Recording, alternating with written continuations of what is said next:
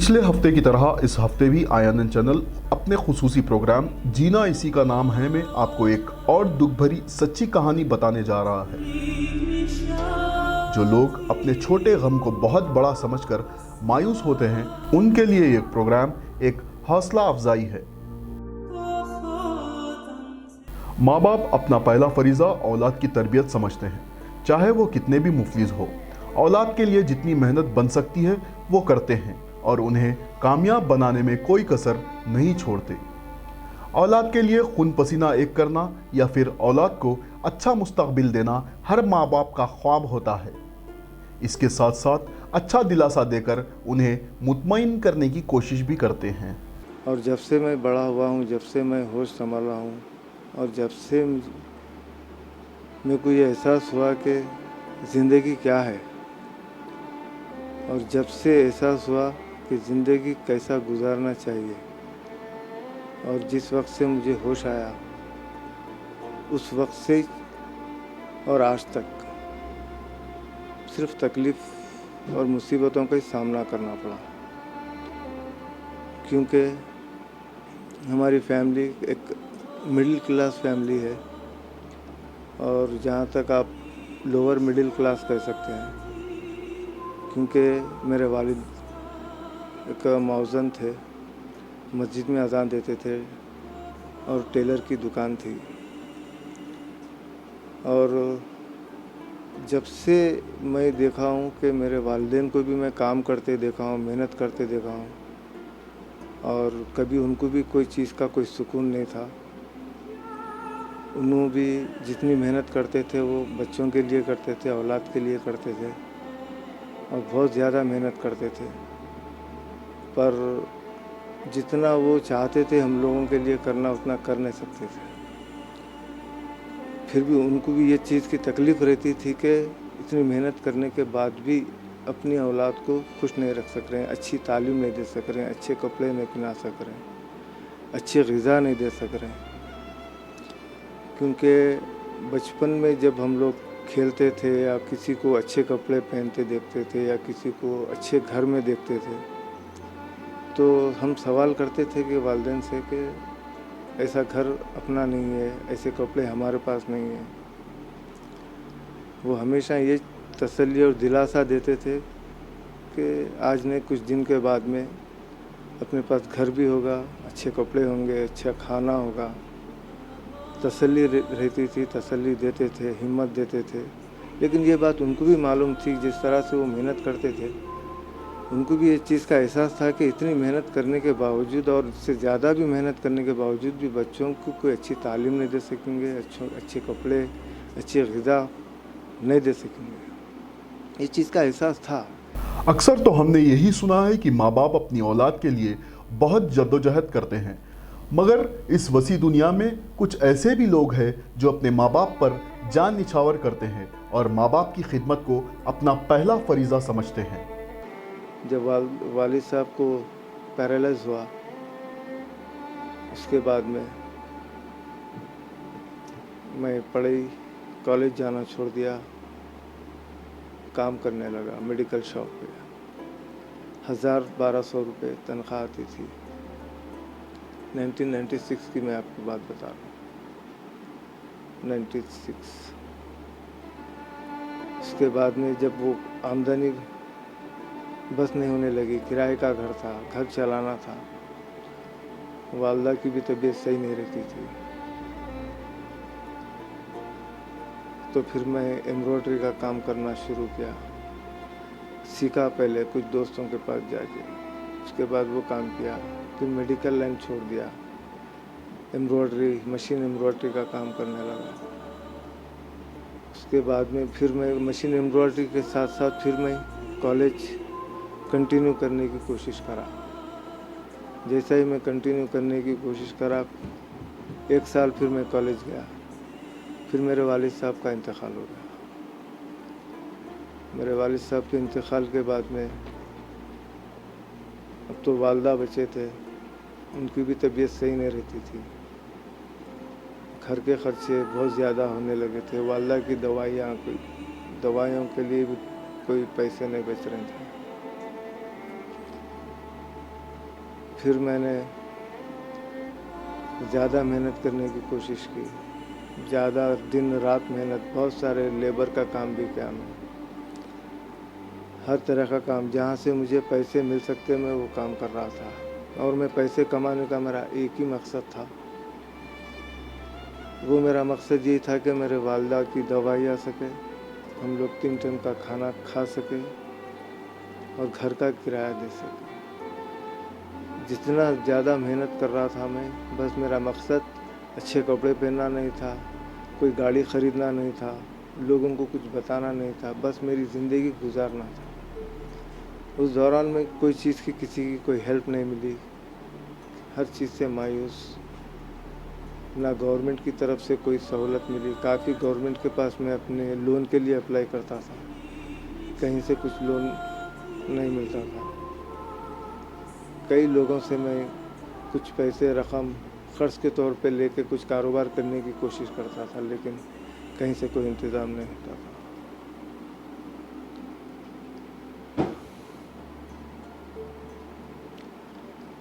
لیکن پھر کچھ دن کے بعد میری ہمت تو تھی، لیکن میری صحت ساتھ نہیں دے رہی تھی، میری طبیعت خراب ہونے لگی تھی۔ پھر کچھ دن کے بعد میری والدہ کو کینسر ہو گیا، breast cancer.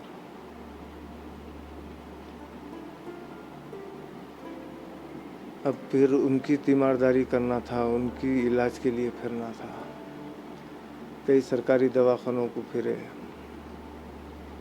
MNJ hospital, Yashoda hospital میں وائٹ کارڈ کی طرف سے گئے، ان کا آپریشن کرنا تھا، کیمو تھراپی کرنی تھی، لیکن ان کی ایج کی وجہ سے، ان کے ہارٹ پرابلم کی وجہ سے ان کا آپریشن نہیں ہو سکا۔ ڈاکٹرز یہی بولتے تھے کہ جب تک ہے ان کو وداؤٹ آپریشن ہی گھر پہ رکھو، ان کی خدمت کرو، بس یہی تھا۔ والد صاحب کے پیچھے جب جتنے دن، ہم جتنے سال تھے، اس کے بعد میں پھر والدہ کی باری آ گئی۔ انتظام تو کچھ نہیں ہے، نہ ذاتی گھر ہے، نہ کوئی کاروبار ہے۔ پھر میں نے جب ایمبرائڈری کا کام کرتا تھا، کچھ کما لیتا تھا، ایمبرائڈری کا کام بند ہو گیا، مشین ایمبرائڈری آ گئی، کمپیوٹر ایمبرائڈری آ گئی، ہمارا مشین ایمبرائڈری نہیں چلنے لگی، پھر میرے کو وہ کام چھوڑنا پڑا۔ پھر میں نے کوریئر کا کام شروع کیا، کوریئر میں نوکری ڈھونڈی، کوریئر کے کام میں جو پارسل دیتے ہیں گھر گھر جا کر، کوریئر بوائے کا کام کرنے لگا۔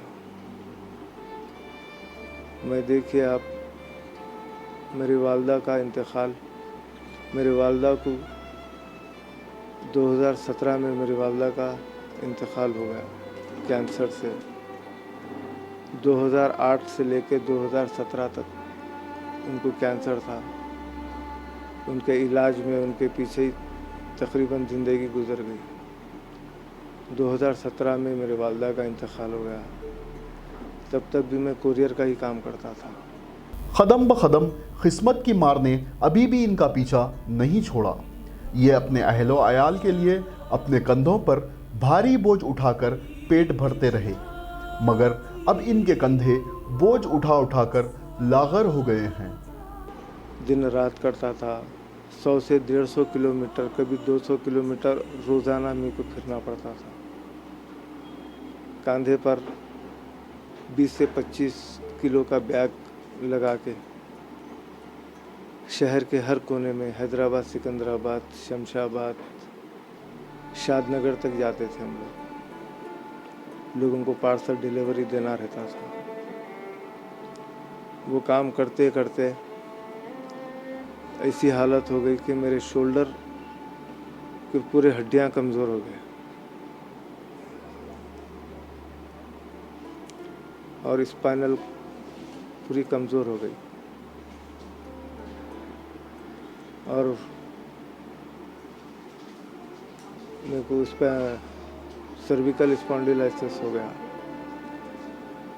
सर्विकल स्पॉन्डिलोसिस की वजह से अभी मैं 1 किलो का भी वज़न नहीं उठा सकता।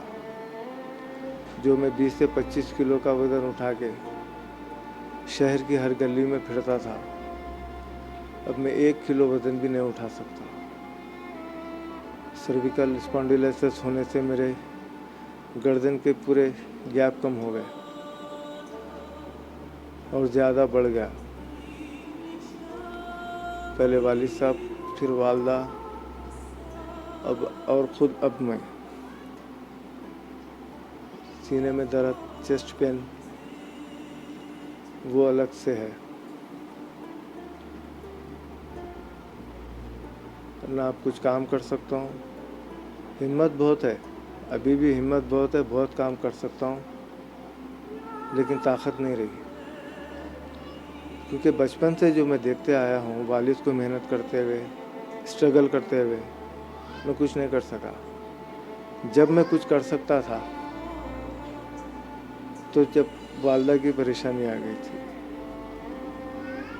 जब वालदा नहीं रहे, अब मैं अपने घर के लिए कुछ करना चाह रहा हूँ।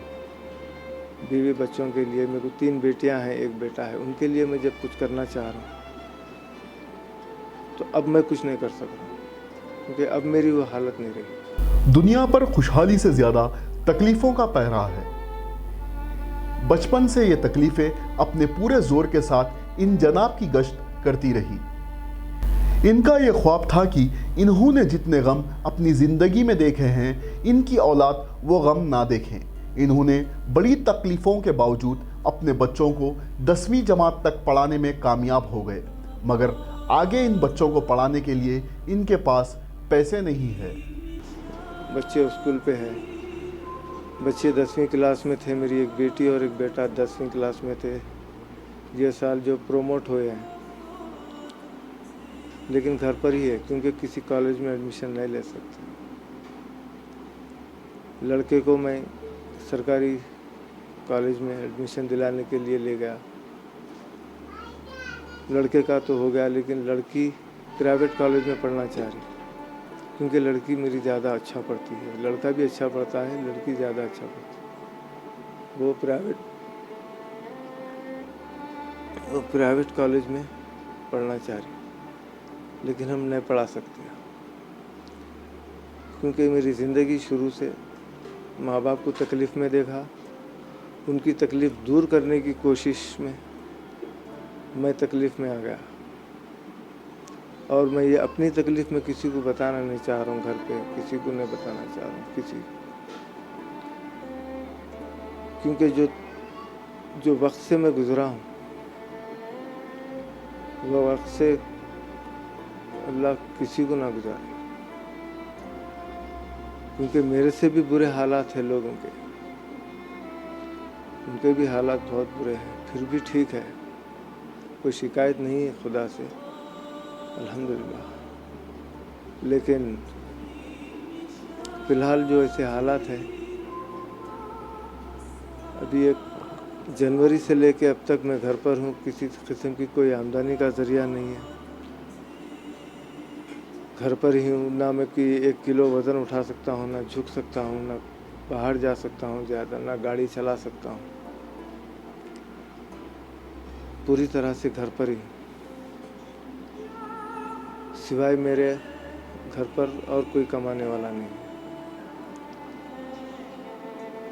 और एक बात मैं आपको बता दूं, जिस तरह से मैं आपको बताया कि मेरे वालिद की परेशानी, उनकी बीमारी, मेरे वालदा की बीमारी, ख़ुद मेरी बीमारी, अभी मैं आपको बताऊं कि मेरे घर वालों को डायबिटीज़ है, किडनी का प्रॉब्लम है,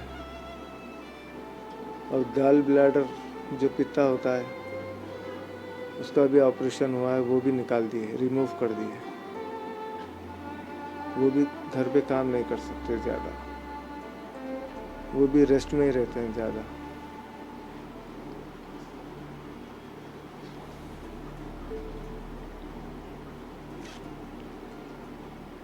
ना मैं घर बाहर काम कर सकता हूँ, ना वो घर में काम कर सकते हैं। बच्चे भी छोटे हैं। छोटी बेटी मेरी 3 साल की है, اس سے بڑی 10 سال کی ہے. اس کے بعد ایک لڑکا ہے 15 سال کا, ایک لڑکی ہے پھر 16 سال کی. نہ میں باہر کام کر سکتا ہوں, نہ ہمارے گھر میں میری وائف گھر میں کام کر سکتی. ڈائبٹیز بھی ہمیشہ 400 سے زیادہ رہتا ہے,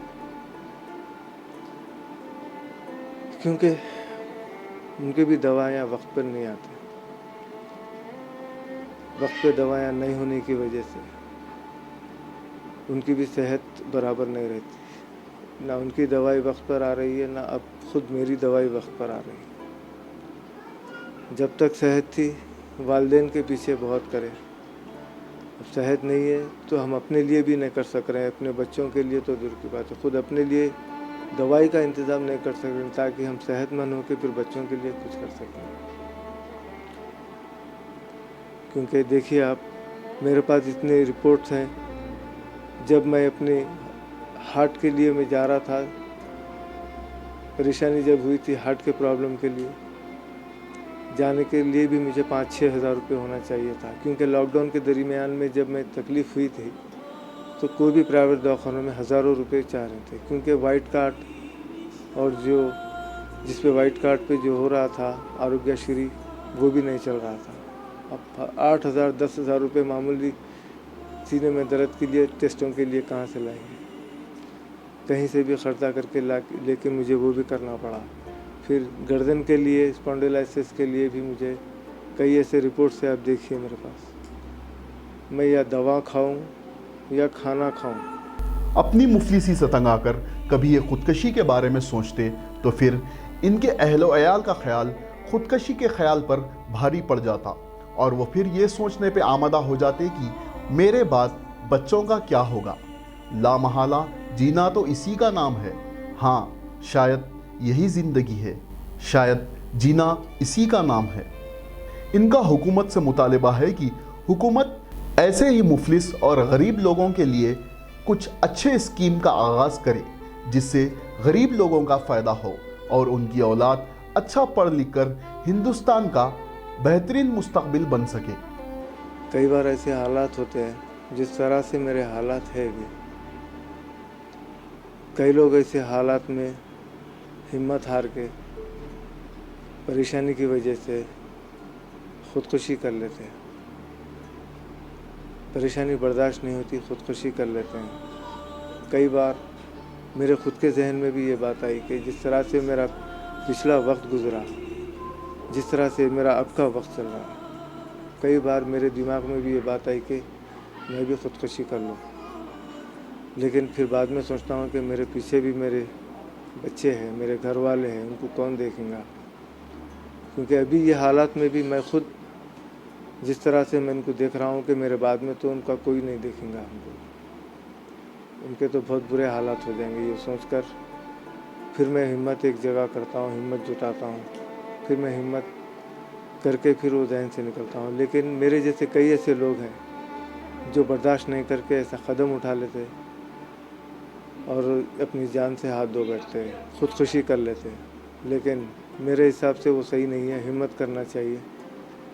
اور میں یہ حکومت سے مطالبہ کرتا ہوں کہ میرے جیسے نوجوان, میرے جیسے حالات کے مارے ہوئے لوگوں کے لیے کچھ اسکیمات نکالیں, ان کو ڈھونڈیے. وہ لوگ حکومت سے بہت امید رکھتے ہیں, حکومت سے بہت سارے ان کو آس ہے کہ کچھ حکومت ان کو کچھ ایسے اسکیم لائیں گی, ان کے لیے کچھ ایسے لون کے لیے کچھ سہولتیں دیں گے, کچھ لون دیں گے, کچھ گورنمنٹ کی طرف سے کچھ ان کو سہولت ملیں گی, ان کے کاروبار کے لیے کچھ پیسہ ملے گا تو ان کی ہمت بنے گی, کچھ آگے کر سکتے ہیں. میرے جیسے ایسے بہت سے لوگ ہیں جو ہمت ہار کے خودکشی کر لیتے ہیں. میری حکومت سے بہت دل سے اور عاجزانہ التجا ہے کہ حکومت اس کے بارے میں کچھ سوچیے, ایسے نوجوانوں کے لیے کچھ اسکیم نکالیے تاکہ وہ اپنا گھر چلا سکے, اپنے کاروبار کر سکے. اور ہمت نہیں ہارنے کی وجہ بہت ہمت سے کام کر سکتے ہیں, بس حکومت کی کچھ سپورٹ چاہیے. کیونکہ جب ہمت ہار جاتے ہیں تو کوئی سہارا نہیں ہوتا ہے سوائے خودکشی کے. لیکن میں یہ چاہتا ہوں کہ حکومت کچھ کرے، کچھ اسکیمات لائے، کیونکہ میں بھی بہت سارے بینکوں کو پھرا ہوں، کوئی اسکیم کے لیے، کچھ لون کے لیے، کہیں سے کوئی لون نہیں ملا۔ اور کوئی ایسے لون ہے جو پرائیویٹ لونز ہے جو انسان کا خون چوستے ہیں، جتنا لون وہ دیتے ہیں اس سے 2 گنا 3 گنا اس کا انٹرسٹ کے ساتھ میں وصول کر رہے ہیں۔ تو حکومت سے میں التجا کرتا ہوں کہ وہ نوجوانوں کے لیے کچھ کریں، کچھ اسکیمات لائیں۔ بہت حالات خراب ہے ہندوستان کے، خاص کر حیدرآباد کے۔ میں حکومت سے، تلنگانہ حکومت سے بہت ادباً گزارش کرتا ہوں کہ میرے جیسے ایسے کئی لوگ ہیں، آپ کو ڈھونڈنے کی ضرورت نہیں ہے، بس آپ ایک اسکیم کا اعلان کیجئے، دیکھیے کتنے ایسے مستحق لوگ ہیں، کتنے لوگ ہیں جو اس سے رجوع ہوں گے، اور آپ تحقیق کر کے ان کو دیجئے، اور یہ بہت سارے لوگوں کی جان بچیں گی۔ کئی ایسے مستقبل بن جائیں گے بچوں کے، جو ماں باپ آج کچھ نہیں کر سک رہے ہیں پیسے کی وجہ سے، حکومت کے لون دینے کی وجہ سے ان کو کچھ کاروبار کریں گے اور بچوں کو کچھ پڑھا سکیں گے، کچھ تعلیم دلا سکیں گے، تاکہ اس کے بعد ان کی جو نسل ہے، جو پیڑھی ہے، پڑھی لکھی ہو، قابل ہو۔ نہیں تو پھر جس طرح سے حالات چل رہے ہیں، اگر حکومت کا کچھ ساتھ نہیں ہوا تو اور پیڑھی در پیڑھی اور حالات خراب ہوتے جائیں گے، غریبی اور بڑھتے جائیں گی، تعلیم کسی کو نہیں ملیں گی، غریب اور غریب ہوتا جائے گا اور مرتا جائے گا۔ بہت سارے لوگوں کے گھر بچ سکتے ہیں، ان کی تقدیر بدل سکتی ہے، ان کی آنے والی نسل کی تقدیر بدل سکتی ہے، ان کا مستقبل بہت زیادہ روشن ہو سکتا ہے۔ کسی سے کوئی امید نہیں ہے دنیا میں، ہمت ہے، طاقت نہیں ہے۔ اگر طاقت بھی آ جائے گی تو انشاءاللہ اگر حکومت کچھ امداد دیں گی، کچھ اسکیم دیں گی، تو اس کے بلبوتے پہ کچھ کر کے کام، محنت کرنے کے لیے کوئی پیچھے نہیں ہٹتا۔